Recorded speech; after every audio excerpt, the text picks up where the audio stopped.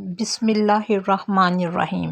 حضرت عیسیٰ علیہ السلام کی ابلیس سے ملاقات۔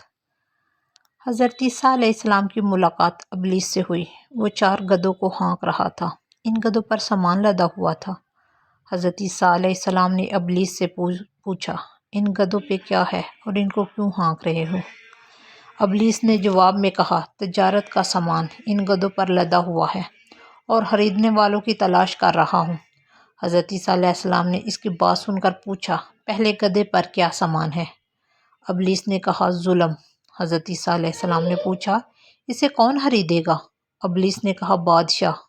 دوسرے گدھے کے بارے میں پوچھا کہ اس پر کیا لدا ہوا ہے؟ ابلیس نے کہا، حسد۔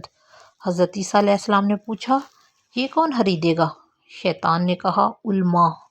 حضرت عیسیٰ علیہ السلام نے پوچھا، تیسرے گدھے پر کیا لاد رہے ہو؟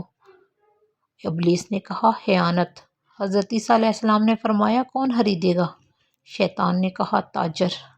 پھر چوتھے گدھے کے بارے میں پوچھا کہ اس پر کیا لدا ہوا ہے؟ ابلیس نے کہا، مکر و فریب۔